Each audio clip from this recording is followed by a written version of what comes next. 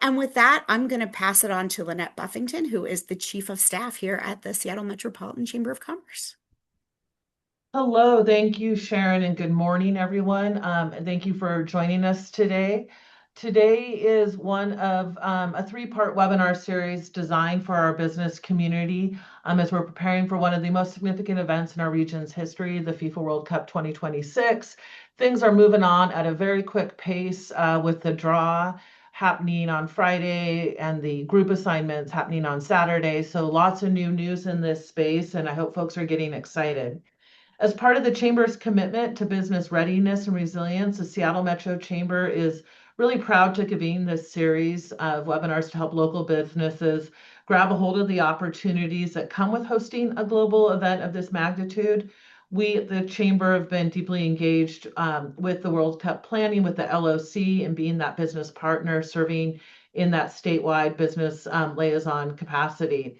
We want to make sure everybody has a good time and that your community, also your regulars, are able to engage with you as well. And everybody, the community really celebrates it. So this morning's session is about business preparedness and resilience, specifically how to prepare for the crowds, ready your business, connect with your community. Whether you're a small bar on the hill or a sandwich shop in Tacoma, this is your moment to connect with the global stage. So we're thrilled to be joined by our friends at Monument Advocacy, who, along with the Chamber Economic Development staff, community partners, and small businesses, have done tremendous work and inclusive work to develop a playbook that can be utilized for the World Cup and beyond. That has always been the intent of the legacy of this product.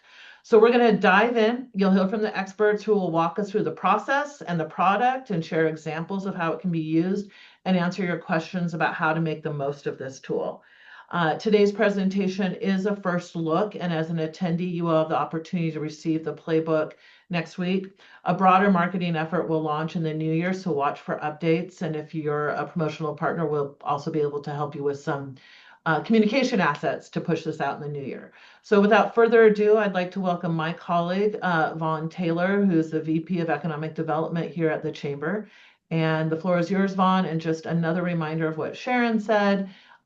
Please put the questions in the Q&A. I monitor them. I help facilitate that process and look at themes and commonality so it's effective for all attendees. With that, Vaughn, off you go.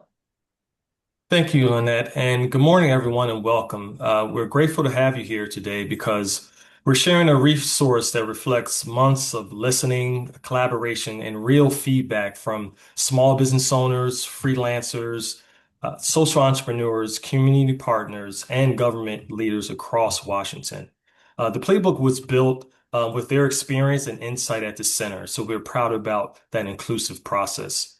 The playbook is a practical guide that helps Washington businesses get ready for any moment of increased activity. It brings together clear steps and resources so businesses know where to go for help, who to reach out to, and what support already exists. It includes guidance that is applicable for everything from everyday surges like holiday rushes to neighborhood events and busy weekends, as well as larger moments and global events like the 2026 FIFA World Cup, which brings us this collaboration here today. It's not a technical manual or a World Cup only document. It's simple, approachable, designed for businesses of all sizes and stages. The playbook is for every business in Washington, whether you're a retailer, restaurant, service provider, cultural organization, freelancer, solo entrepreneur, home-based business, or even a contractor looking to engage with major events. It also serves our community organizations, our local chambers, BIAs, economic development teams, and government partners who all walk alongside these businesses and help them to navigate complex systems. The guidance is flexible, so every community can adapt it to its own needs. So what we're proud about is this vision is simple. A Washington where small businesses in every community can benefit when major moments bring new energy, customers, and visibility to our communities. Our mission is to make it easier for businesses to prepare by collecting statewide knowledge, resources, and the key context in one accessible place. It also showcases the strength of Washington's small business support ecosystem and the incredible collaboration happening across our state. So before we begin, I just wanted to thank the RFP Development Advisory Group, our Playbook Advisory Group, our subject matter experts and content reviewers, and the Chamber and the Seattle FIFA World Cup 26 local organizing committee staff for their time, guidance, and participation and partnership in just bringing this resource to life. So with that, I'm going to hand it over to our lead consultant of this team, Miami Advocacy, and Jill Jackson, hand it over to you. Thank you, Vaughn. And hello, everybody. Thank you so much for being here. I'm going to open and just share a little bit about some of our lessons learned from the engagement with small businesses, BIAs, and smaller chambers. That the input was incredibly helpful. And we really sought to make it a statewide process so that we were able to incorporate the feedback and have it useful to small businesses across the state. We convened 4 advisory group meetings that really shaped the structure of the playbook and key priorities. We talked to 10 small businesses who offered direct review and content of the content, and that was convened by Business Impact Northwest. So we very much appreciated that. We had expert reviewers who provided edits. We had subject matter experts across operations, marketing, permitting, and safety. We conducted 3 focus groups with regional leaders and small businesses to really get a sense of how this playbook would be most useful and something that doesn't just get posted online and never thought of again. We want this to be something someone can refer to again and again. And then we really appreciated the engagement with government entities, including SBA, the Department of Commerce, city leaders, and others who contributed all kinds of guidance and resources throughout the playbook. We consistently heard in these conversations that people wanted an accessible, equitable product. They wanted it story-driven, easy to use. They wanted a sense of what actually worked and what didn't in terms of being successful as a small business during a mega event. They also wanted clear expectation setting. We know, and my colleague Maddie's going to get into this with some of the case studies, that there have been times where the customers didn't come. We had a big mega event and just didn't happen for the small businesses, and maybe they overordered, or maybe they didn't get the opportunities that they thought that were coming their way. And so we wanted to provide some real world lessons into what happened, and that there are things to do to attract customers. They don't necessarily just show up. And then really, we heard from so many people that they didn't want just lots of words, like a book that they're going to be reading. They wanted simple tools. They wanted checklists. They wanted it to be something where they could maybe print one page out, post it, and follow along to make sure that they're staying on track. But simplicity was key. We heard that again and again and again. And we are just incredibly thankful to the people who provided their guidance and really believe that the input they provided will help this be a resource for many years to come. I also wanted to just provide a little bit of context. This is one playbook of others that have been developed, including a watch party playbook that was developed by the Seattle Sports Commission, and Visit Seattle has presented a brand guidelines playbook. And so just to give you a little bit of the full picture, we wanted to talk to the developers of those playbooks. And I'm going to start with Griffin Eidelman, who's going to talk about the watch party playbook. Hi all. It looks like my video is not working again. Thought I had it figured out. Sorry. I even put on my nice sports commission polo for you guys. So thank you all for having me. Yeah, we can go ahead to the next slide. So the Seattle Sports Commission, in partnership with Visit Seattle and the local organizing committee, have developed a watch party playbook. So with FIFA, there are a lot of guidelines and there are a lot of regulations, as we all know, from everything from the logo to who's going to be watching where, when, what, and the licenses that you need for these watch parties. So whenever you're going to have a social gathering, bringing people together to watch these events that you essentially need to pay for, and their size regulations, all that kind of stuff. So we took it all, we put it into a single playbook. If you go to our website, we currently have our third version out, and we'll be launching a new version in January that's going to be completely redesigned. It's going to have the wonderful brand from the Visit Seattle side of things. So thank you, Jorge, for that.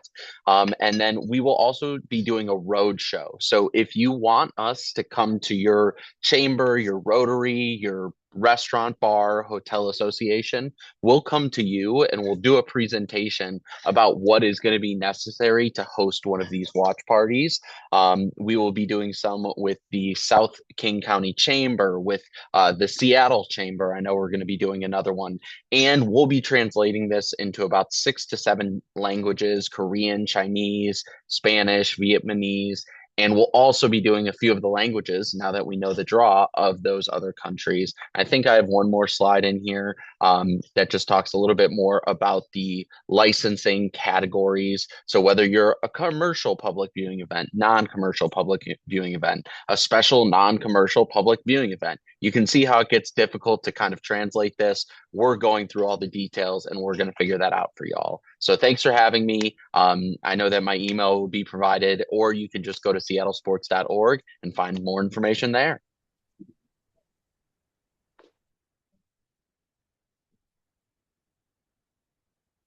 Great. And then Jorge Gattuso from Visit Seattle can talk about the brand guidelines. Thank you, Jill, and thank you to the Seattle Chamber for the invitation to be here today. Last October, we launched what we call our brand guidelines, or community brand, to the entire city of Seattle, partners, members, associations, businesses. We try to include everyone as much as we could. And just like Griffin's playbook and just like the Chamber's playbook, this is a joint effort, a collaborative approach of many, many people. I mean, this is something that cannot be done in a vacuum and just think that you can get the best result possible working by yourself.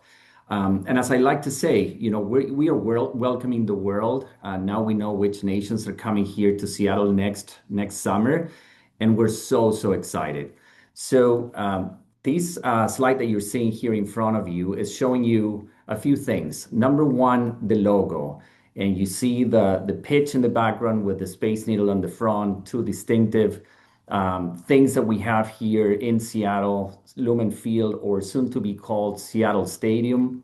And of course, the Space Needle, which is worldwide recognized. And we wanted to make those two elements as part of our logo. But the tagline, let's play C26. So the World Cup is more than what is going to be happening at the stadium, at Seattle City Center with the fan celebration.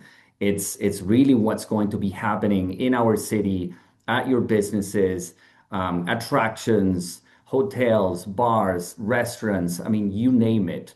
The city should be the playground, should be the pitch. And that was the intention behind our tagline here. The colors, they speak to a few things. Purple is the color that FIFA assigned to our city. Blue is the color that FIFA assigned to our country, the United States. Canada has red and Mexico has green. And then the brownish speaks about, our forests, our coffee culture. So there's a combination of different elements here, and we have variations of the main logo. As you can see, we have a logo without the pitch and without the Space Needle. We have the C26 variation as well. So the intention here is to make it as flexible as possible and put it in your hands so that you can play with it and you can come up with ideas on how to utilize this playbook. In the guidelines, and there's a QR code here, you have to scroll all the way to the last page to access the toolkit. And in the toolkit, you'll find resources like templates, like logos, patterns. There's a series of patterns that we developed as well for you to use. So I invite you to download the assets and to reach out to me at Visit Seattle so I can answer any questions. I'm more than happy to set up a one-on-one call if you have specific questions or challenges that you're facing, and we're here to support you. Thank you.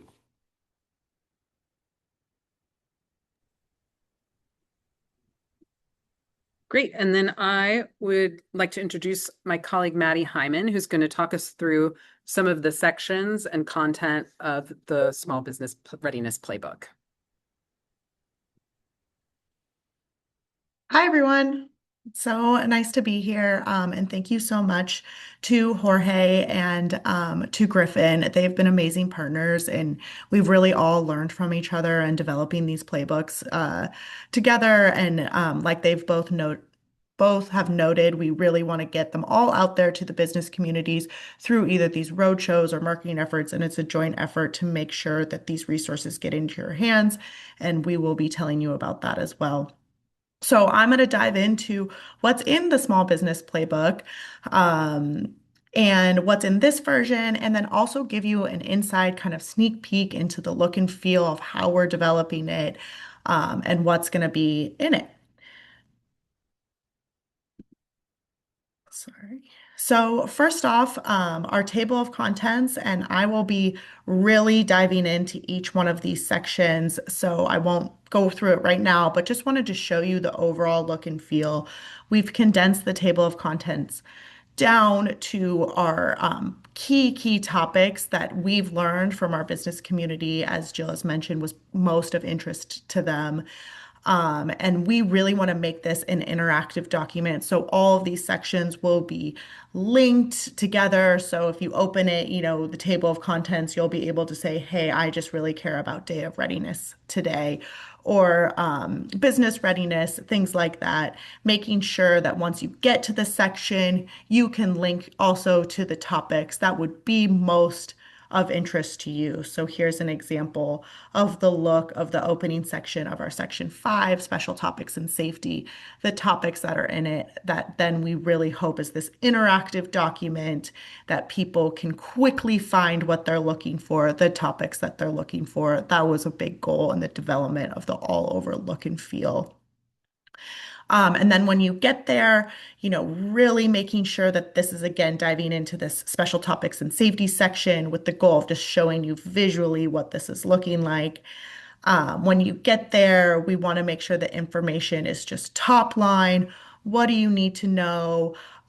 Ready, our whistle is like our call out. Hey, here's what you could be doing right now today. Here's the quick information, resources across the state, federal, state, city, county resources that we're really trying to call out to people as both here's places to go and then also examples. So we want to make sure that the resources are readily available while not necessarily, as Vaughn also mentioned, like a comprehensive resource guide in Washington State, because I think everyone on this call would know that that would be hundreds of pages of all of your amazing work. So, making sure people know, have you connected with your local business community? Have you connected with your BIA? Did you know that there's community organizations likely in your community? So, trying to get people to go make sure that they're accessing resources that are most applicable to them as well. So again, just overall look and feel, making sure resources are present and the information on the page is just really top line. What do you need to know about this topic? We are also developing a graphic style novel playbook, and this will be taking those sections that I just showed you, and I will be going over in detail individually next. But really just we heard, as Jill mentioned, people just want the top line information. What do I need to know today? What do I need to know in these sections? And to make them accessible, making them a little bit more, more easy to flip through than this comprehensive guide, but making it just kind of like, here's something that you can flip through, get a general sense of maybe what topics are most interesting or relevant to you to be able to dive into the sections that are most applicable is the goal of this smaller, more visual graphic style playbook. So now diving into what is in our playbook, what's in the sections, what's gonna happen. So in section one, we really wanted to anchor this in what is a mega event and some case studies to learn from. Another thing we really heard from small businesses was, oh, I haven't participated in a mega event.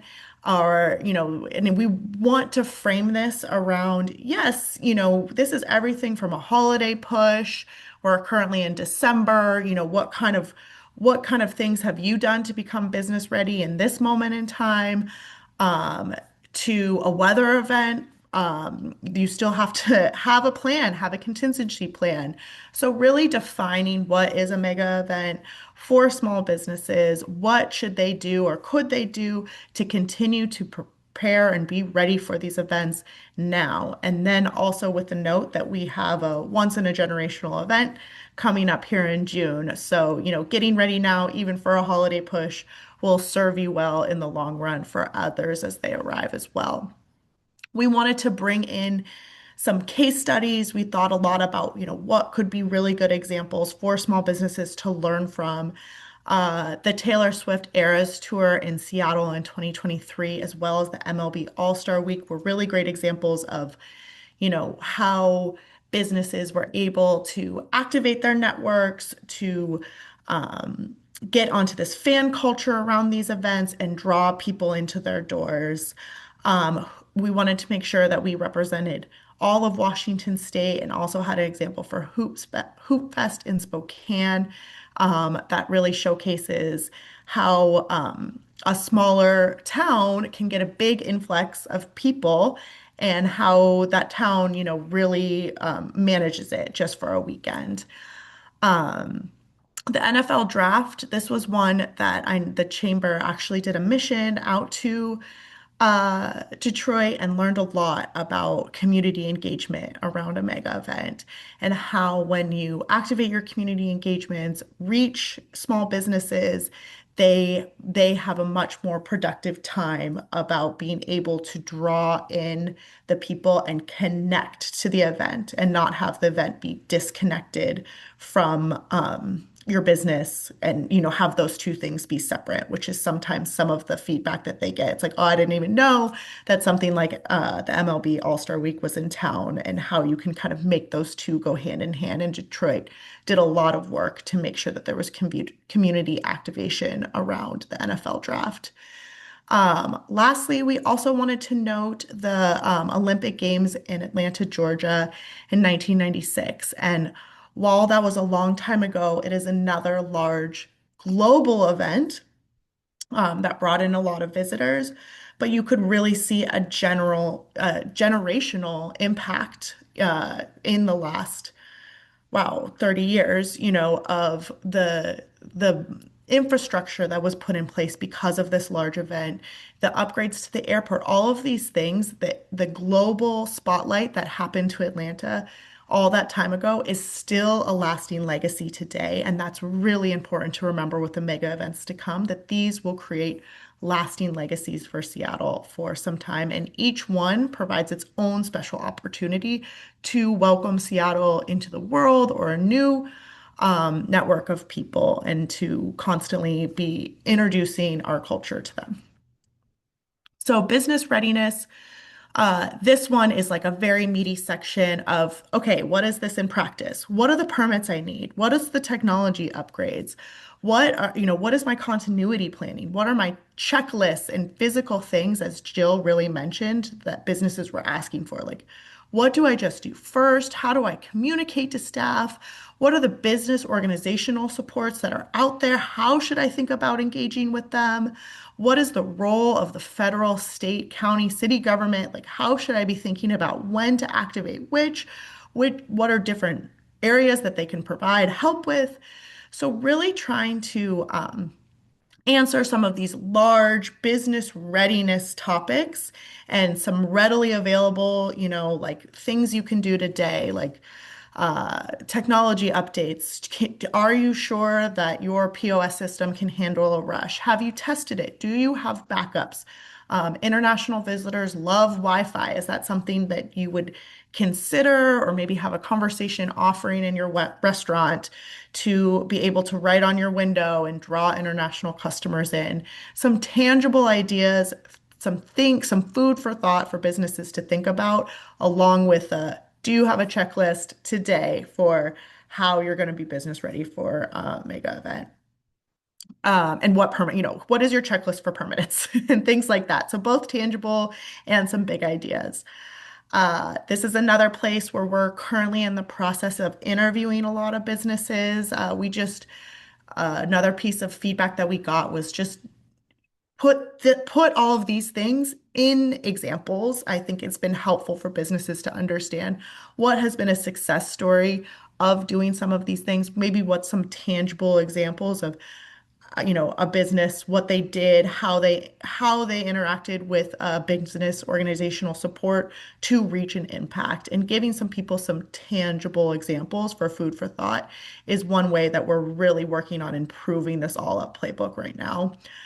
And again, and then lastly, we wanted to make sure that this playbook, while it is speaking to our small business community, but also wanting to kind of provide some resources for our freelancers, our independent and solo entrepreneurs and contracts with mega events becomes an opportunity to there's Visit Seattle, I think, said that there was going to be around 20,000 jobs being brought into the city for the World Cup. So how do you as a contractor activate that? How do you as a freelancer or independent entrepreneur? We met with a woman who sells hot sauce, and how can you partner with a business to feature your hot sauce in something that's closer to the action? And just thinking about it that way, what permits do you need to think about as a freelancer and solo entrepreneur?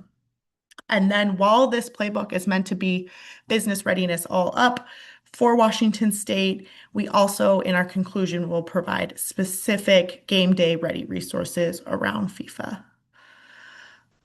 Section 3 is our day of readiness. We have here, this is the section to think about of like, what do I need to be ready for on June 1 when the crowds are coming? What's my permitting and compliance checklist again to make sure I have it all?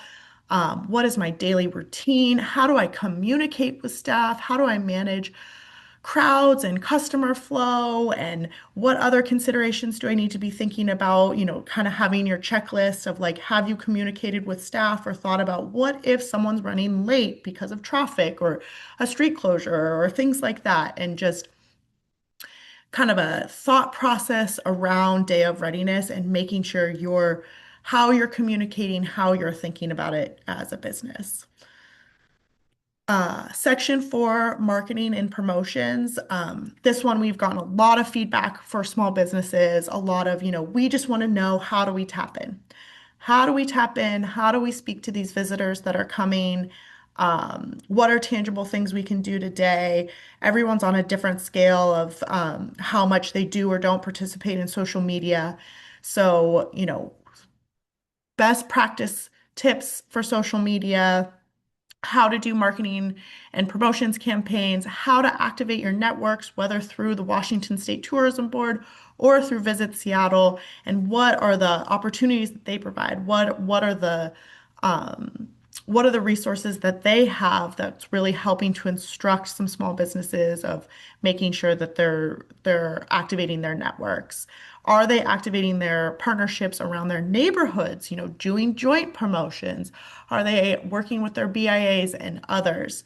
I actually just met this morning again in the vein of getting these really great business stories with Island Soul, and they spoke of a really great tangible example of around Martin Luther King Jr. Day, a holiday, working with the Medium, a Black-owned newspaper and radio show, to work with them around the holiday, around this mega event for them, to draw people into their restaurant, and how much they see so much success and tangible results on that. So how do you work with the media that best speaks to you and your customer base? And what are some tips there, and what are some things to think about? A lot of these events come with, implications around using official logos. So Jorge just did a really great job of talking about that specifically for the FIFA World Cup. And that's just a reminder as well for all that most events come with these and what are some things to think about. We also wanted to make sure to cover privacy considerations as well, just because of our international visitors may have different understanding of privacy and making sure businesses are thinking about, not posting people's faces and things like that, and how that there are different privacy considerations as you're accepting new people and maybe what are some norms to be thinking about. Lastly, our last section is this special topics and safety. This is a rare case, that there are safety concerns, but mega events bring them. The Atlantic Olympics is an example of that as well. And so while this is rare, it's important to note and it's important to think about that it's really important to pre-plan and you hope for the best that nothing will go wrong, but it's very important that you have a plan in place and you've thought this through in the worst case scenarios.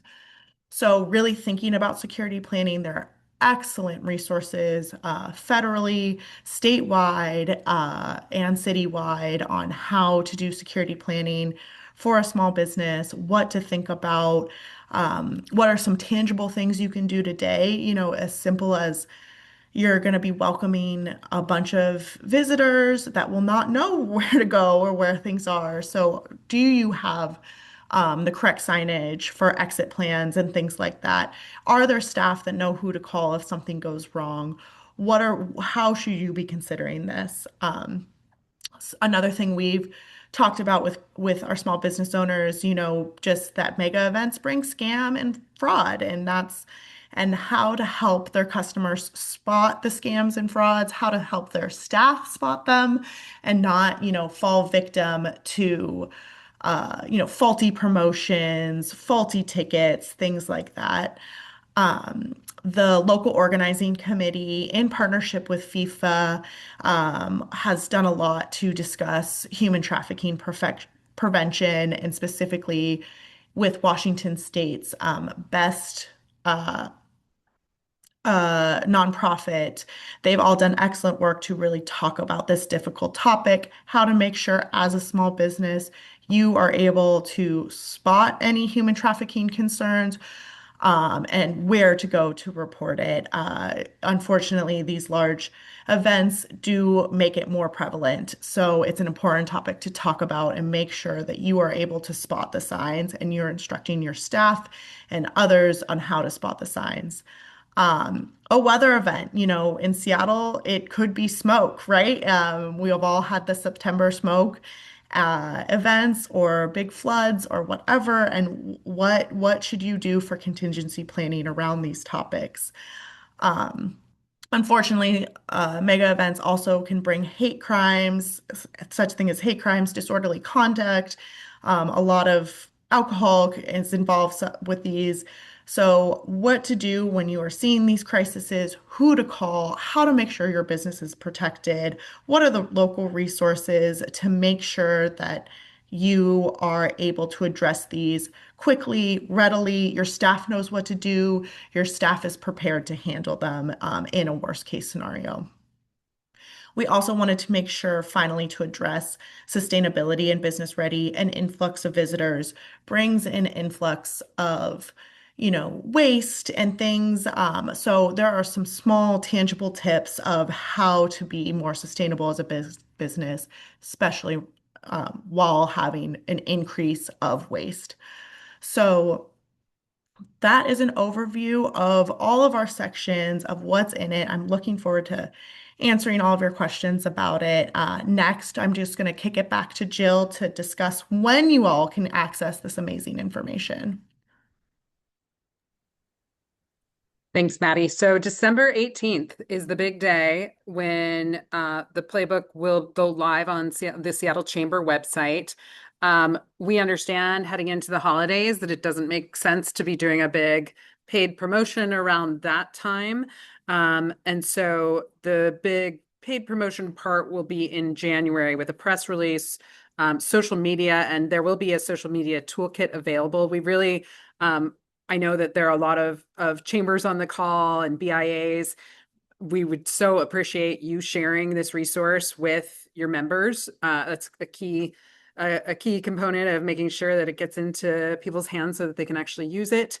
And just one more note on the immediate rollout on December 18th, we will do a little bit of earned media around it, both then and in January, so we can get the word out. With that, I am going to kick it back to Lynette for Q&A.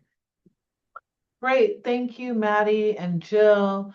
So this is the Q&A time. And so please put questions in there. We have a couple, and I have a couple I'm sitting on as well. So I'll open with the question I know the answer to because I've been part of it, but I think it's really relevant to folks that are representing organizations or businesses outside of the Seattle core. And how does this information play outside of Seattle? How relevant it is? Again, the usability. I know some sections around Araya and things like that. So can you revisit again the usability outside of the Seattle metro area, or relevance? We'll use that word instead. I'm happy to take that one.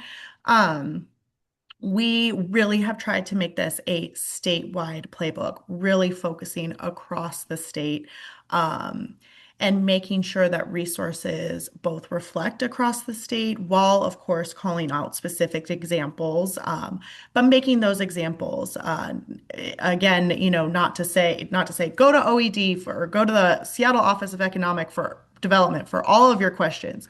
It's no, have you contacted your local city government that would be responsible for permitting, that would be responsible for these things? And did you know that you can contact your local city government for these things? So again, we've really tried to make this a Washington state-based guide, make sure it's applicable to all of those, speaking to fan zones, across the state, using examples from across the state. We've engaged with small business owners across the state as well and focused on different counties. So Seattle has provided help. It's been helpful to provide some examples, given that a lot of mega events happen in Seattle, but we've tried to frame this as business readiness, and that shouldn't matter where you are physically. Great, thank you. So there's a couple questions about the roadshow that the Sports Commission is embarking on. And I think the people in this room can answer this. I know Griffin had to step away, but the roadshow is intended to be statewide, not Seattle exclusive, correct? And so that was a question in there. So again, the roadshow from the commission, Seattle Sports Commission, that will have the watch party playbook, as well as supplemental with our playbook and visits playbook. You want to contact the Sports Commission if you, I'm not sure what web page that is, but I don't know if anybody in our team can go over to the Sports Commission page and throw in the chat for attendees, a contact page for the Sports Commission. And so let's talk about language translation. There's a couple things to know about. First of all, the Chamber has an AI knowledge manager on our World Cup resource page that does have, we are feeding that AI bot information, and so it can translate out in a variety of languages for folks, and all the playbooks are being put in there, as well as the transcription of these recordings. But let's talk about the playbook translation, what languages and how that is accessible. And I'm not sure who the best person to answer that is. I can answer that, Lynette. So, in terms of the translations of the playbook itself, we, in partnership with the LOC, our responsibility is to create this product that we're giving a sneak peek about today. And from that point, we are handing over this document also to the LOC so they can identify what are the key languages that they've identified through their research and their outreach across the state. And from that point, they will translate in those selected languages. So that will come directly from the LOC. And of course, that may have been modified given that we just had the country draw. So there may be some changes with that as well. Great. And can we talk a little bit about the different forms that the playbook will be offered in? We will have it on our website. Will there be a print version provided? Is anybody doing print production on this? No, we wanted to make sure that it was digitally accessible, clickable, also a resource that's an extension of our service providers across the state that work with small business directly. But at the moment, we don't have a print sort of campaign or partnership with any of these service providers to get the physical document in folks' hands.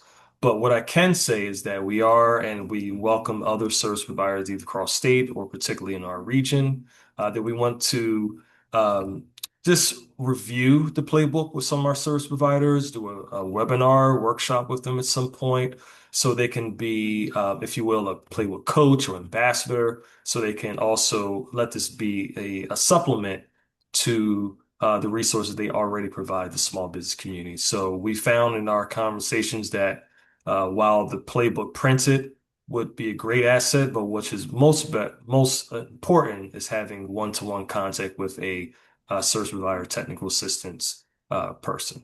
So, Great. mhm. I'm going to come back to you here in a second, Vaughn, about the freelancer and solopreneur question that's in the Q&A. But before that, while you process your answer, there was a question about the watch party licensing. We know that information, we were waiting on that, and that is why our November webinar didn't happen. So we do have a January webinar set up with the Sports Commission again to deliver their updated version of the playbook that has the pricing.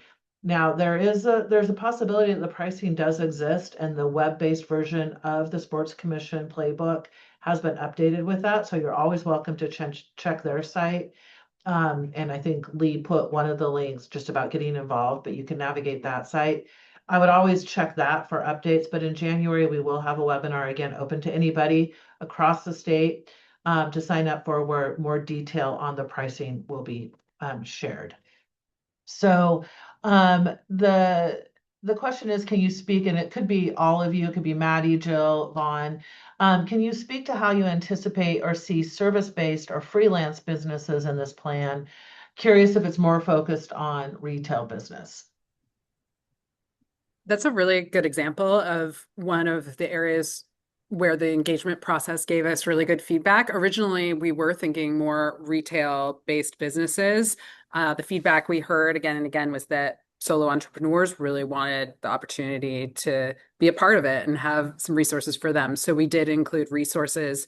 This playbook is meant for a variety of small businesses, but we made sure to include a part that will get them the resources to get started on and to be successful on that day or in that period. That is correct, Jill. Also, I'll add to that is also what we learned is that we're empowering or also giving self-sufficiency and agency to small business so they can learn how to partner with their local municipality or that local nonprofit or district manager on a downtown or on their commercial corridor, and how while in between, let's say, festivals they may attend every year, how can they collaborate with service providers when they're not actually a brick and mortar business. So some of those tips are in there, and we know every community is different, but there are actors and people who work at certain organizations that specifically work with business owners of any type. So we call that out in the playbook as well. Great. Does the playbook address contracts related to FIFA and how Seattle small businesses can provide service and products for this major event? We've been getting this question from the very beginning. And those opportunities, I'm going to be candid, as far as I know, those are few and far between. But the LOC does have an opportunities tab. So the FIFA World Cup 26 website has an opportunities tab. And under the last user experience layout, you scroll down to the bottom and you can register your business as a potential vendor. And we have directed everybody from private security firms to transportation firms to that. Doing business with FIFA, like any major entity, is challenging and the opportunities are slim. But if you feel like you can provide a service, that is where to go. But I don't believe the playbook focuses in on that because the opportunities are limited. Is that accurate, team? That is correct. Yeah. That's correct. That link is in our FIFA resources, but that's as far as it goes. Yeah. So this is a really good question about businesses if they read through the Mega-Event playbook and determine they don't want to host an event and it doesn't make sense for them. What are some things they consider to tie their business to the World Cup? And I think there's a vocabulary clarity we need to have. If you're going to have a watch party, that's a licensed event. That's, you're looking at the licensing fees. But, the people that did bracelet stations for the Taylor Swift concert did not have a contract with Taylor Swift. So there's so many independent things you can do at your business to celebrate the people in town for the game and your neighbors and community as well. So I'd love to let the team talk about some of the information that's in there that's not about like tying a licensed event, but how to really activate the customer base. Yeah. Yeah, I love that. We love that example too of the Taylor Swift concert of like, yes, businesses that did friendship making bracelets outdoor. You're not necessarily saying you're like the Taylor Swift bar with a lavender cocktail. You are just drawing on fan culture. You're bringing people in. You're activating the people that are out there. Really thinking about too the watch party zones. Who is on the light rail with access to the stadium, thinking about yourself and your region and those businesses. Jorge, I would love your perspective on this question as well of how to draw to the fan culture, how to activate people. I think another really the great example too is how do you get to your ethnic media that would maybe be speaking to some of now we know who the teams are, right? That'll be visiting, know the visitation, activating that international community that will be coming in. How can you draw those people into your restaurant? Whether it's this really great example of Island Soul of speaking to Black-owned media, Asian-owned media, things like that, that will maybe be drawing visitation in. And then also to Jorge, any thoughts on that topic from Visit Seattle as well? Yeah, Maddie, I think social media is one of the best and most affordable tools that we can utilize now that we have the knowledge of the teams that will be coming here. Belgium is a big powerhouse in Europe. Egypt is a big powerhouse in Africa. We have the US, we have the Socceroos of Australia coming here as well. So I would encourage people to try to leverage their social media accounts and use the official handles for all these teams to try to begin the engagement with those fans from across the world. If you can't host a watch party, that's okay. I think communicating your values, try to kind of wake up that curiosity about what you do through social media. I think that's one of the greatest things that you can use, and it doesn't cost much. It's just try to be creative in terms of messaging. But we are going to be working on some activations at Visit Seattle and try to do things. We'll be reaching to the Seattle Chamber as well to see if we can partner and maybe find opportunities for collaboration where we can include some businesses and be part of it. I think we have to come all together and again, I like analogies a lot, but we're all part of the same soccer team here. We just played in different positions and we need to come together as a team. Yeah. Are I you a just goalie or a forward, Jorge? Goalie yeah. or Lastly, I'll just note I also love this example of like we know that a bunch of international folks will be coming, advertising and marketing that you have Wi-Fi in your business or things that are meant, you think would attract an international customer, even if it's not soccer related. Right. I think one thing that I've been, running into a lot is The fact that a lot of these fans come and travel with their families. So if you are a business that have the space to accommodate a family, make sure that you're, front and center, you're communicating that. If you have outdoor space or indoor space, try to put those pieces of information in front of people so they know in advance and they can find you and they are, ready to go and visit you. So it's just a little detail. Sometimes we think about the big, big ideas, but it doesn't have to be that big. It's just the little pieces that make a big difference. Yep. And so there's a question about calendars, and a lot of us chuckle because there's discussions of like who's going to hold the calendar and what's the right entity and what about redundancy. And the question is, was there a landing page or calendar that will highlight all of the planned events? The answer is yes, but different. It will probably be split between Visit and the Sports Commission and Visit and the LOC. So the LOC does have a submission portal right now, but they will be posting events on their calendar. But also, I believe Visit will be creating a portal, and I don't know if that's live yet, Jorge, for also entities to put there, because not everything can be on the LOCs. Is that accurate, Jorge? Yes, that's accurate. We will be sending out a communication so that you can submit your information and we can include it into our site. Our World Cup site, excuse me, is letsplayc26.org. So on that site, we'll have a section dedicated to all of the activations that are happening in Seattle specific. I think the LOC is going a little broader statewide to include other places as well, but we're going to be focusing mainly on Seattle. Right.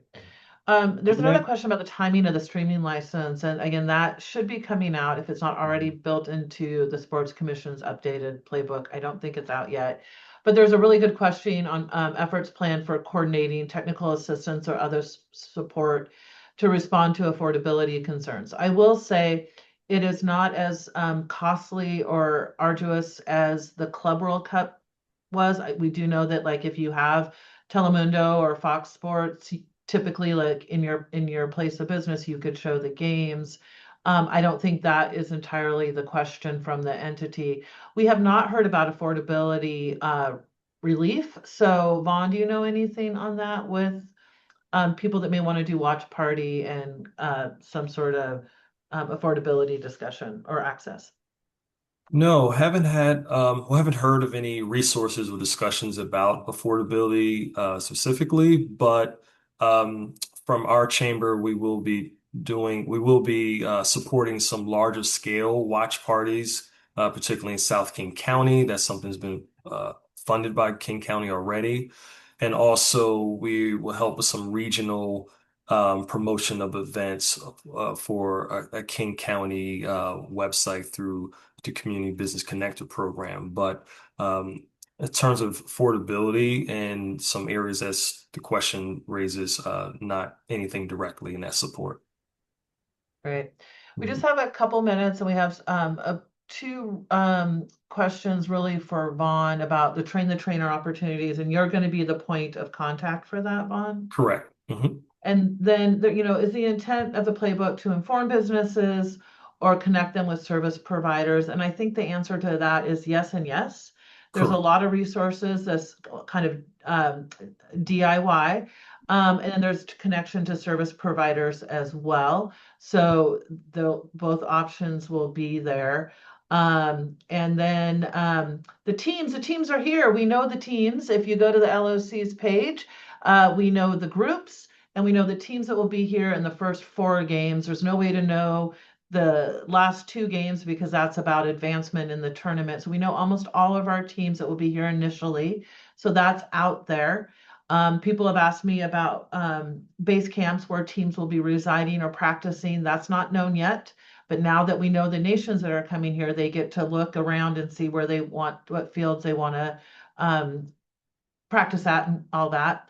And then any special considerations concerning the nations that were drawn to play in Seattle. A couple things are happening. One, we know Visit Seattle will be doing an economic study about that will be specific to the economic impact of how these nations travel, and that will be in Q1. We know that Visit Seattle is also creating a Welcoming the World to Seattle. Additional, everything's a playbook. This is the season of playbooks, so that will be coming out in Q1 as well.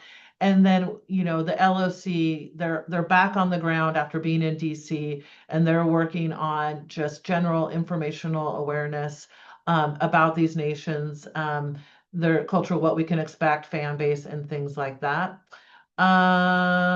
When will this website be up for a visit? The Let's Play C 2026.org. Is that an accurate email or web address, Jorge? Is it .com? Is that Yes, website up? it is correct. It's .org. Pardon? .org, yes. And is it functioning now? It looks like the question was that it wasn't working. Okay, I'm gonna post it here Okay. on the chat so that we.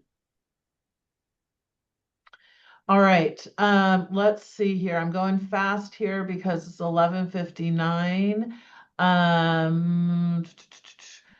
Jorge's testing the website to make sure it works. If it's not working today, they will get it up. So the question about if we have Telemundo or Fox Sports, I would visit that playbook that's from the Sports Commission to get clarity on that. For confirmation, don't let me be your advisor on that. I have sat through all these webinars and read these playbooks as well, and that is my understanding, but I don't know enough about the question asker's business or anything like that to be a good expert on that. The LOC's page has been put in the webinar chat to everyone. Jorge, it looks like you're putting just a panelist there, so if we can just change that to everyone.